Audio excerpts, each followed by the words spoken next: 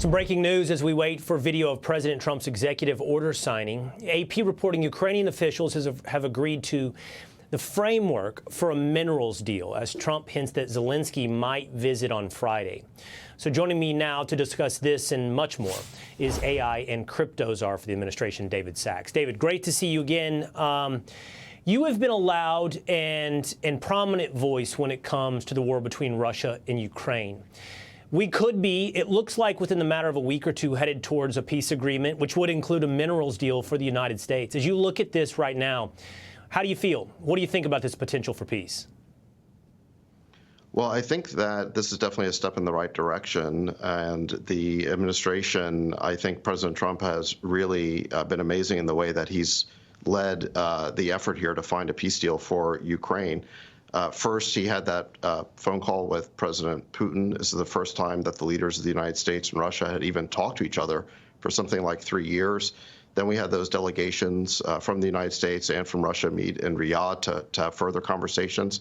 And now it looks like we're making further progress. So I really applaud the effort the president is putting in here to try and get to a peace deal here so that the dying can stop. And just to be clear, Will, this is a topic that you and I have been discussing on your show for years.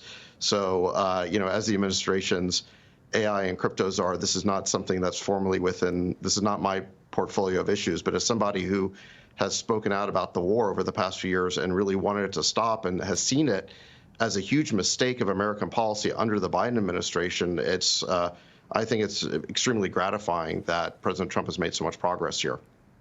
Yeah, that's a great clarification, David, is now with your official place within the American government, it needs to be clarified what you do and do not speak on officially. But you've been very, very prominent in your outspoken pushback against the ongoing funding and ongoing dragging out of the war in Ukraine and being a realist on the ground of where we stand in this war. And I think that's the point at which this administration began. Realism. Others call it appeasement of Russia. I see it, I think it's you start from a position of reality. Okay, here's where we are. So we have to start talking about negotiations from reality.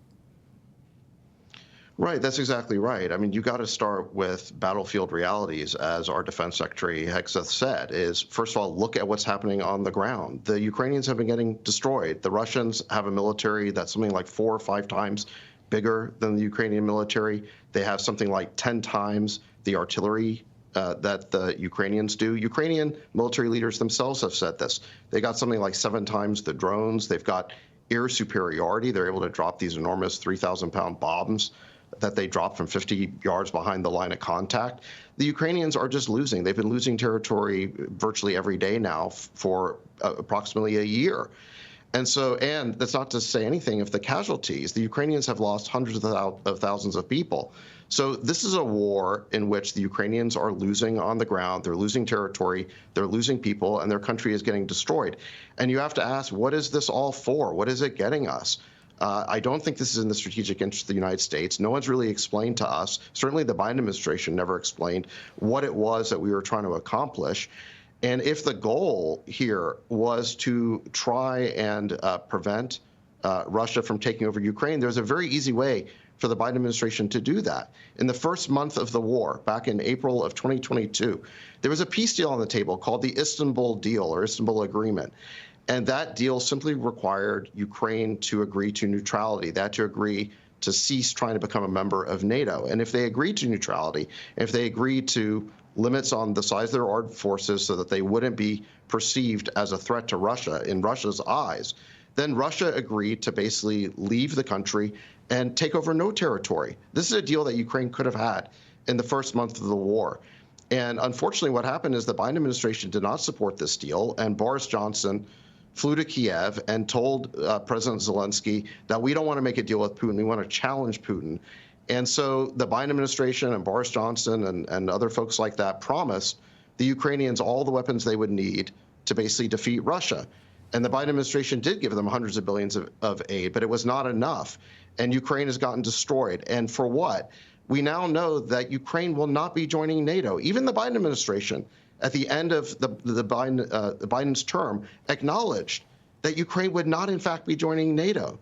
So that was the main assurance the Russians were always looking for 3 years ago. If we had just given it to them then, there would have been no war.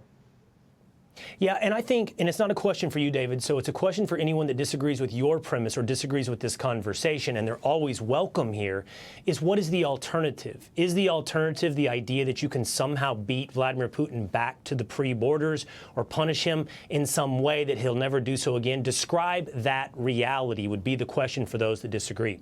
I want to save a little time for your official job, David, but I also need to ask you about this. Elon's going to Fort Knox. It's a gold rush.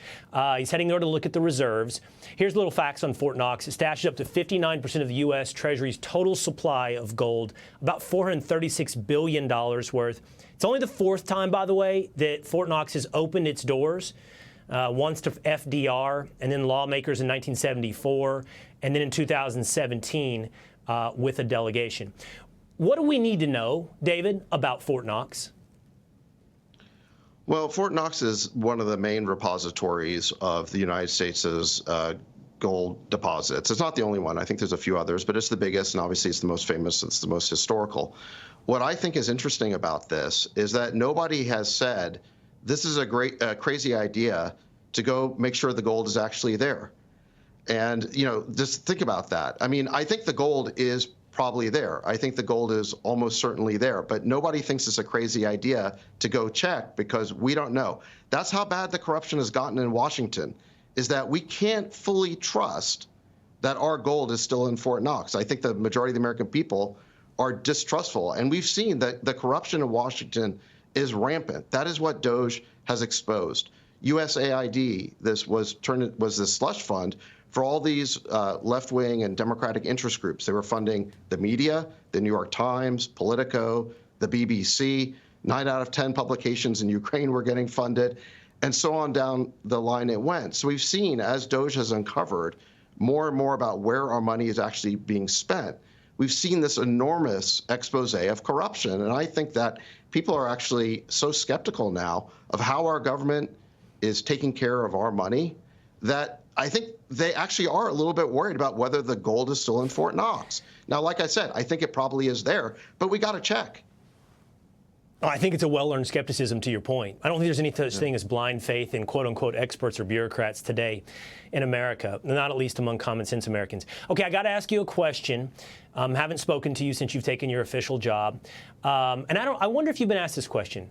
What does an AI and crypto czar do, David Sachs? Well, I'm a policy advisor for innovation. I think that's the way to look at it. I advise the administration on those two very important issues. These are both cutting-edge technologies, and I think that the administration thinks it's a good idea to have someone from Silicon Valley who's actually been deeply immersed in these technologies for decades as a potential advisor. And so I kind of see my role as being a bridge between the technologists in Silicon Valley who are driving the innovation forward, because ultimately it's the private sector that drives the innovation, but it's the government that creates the conditions, the ecosystem for innovation. And so what I'm trying to do is bring that perspective to Washington and find ways for the government to help our private sector win the AI race, and then also help our crypto companies operate within a legal framework that's actually conducive to innovation as opposed to driving them offshore. And we've seen you in the Oval Office signing executive orders with the president, advising him on these issues. I hate to save this question for the very, very end because it requires probably a half-hour discussion, David. But, there's conversations about the jobs coming home, winning the AI race, like you just mentioned. But I do want to ask you this. You're a technologist. You're a Silicon Valley guy. So I do think you have an inherent optimism when you look forward. Is it all optimistic, David? Should we be at all concerned when Elon says we're approaching the event horizon of the singularity? Should we be concerned about AI?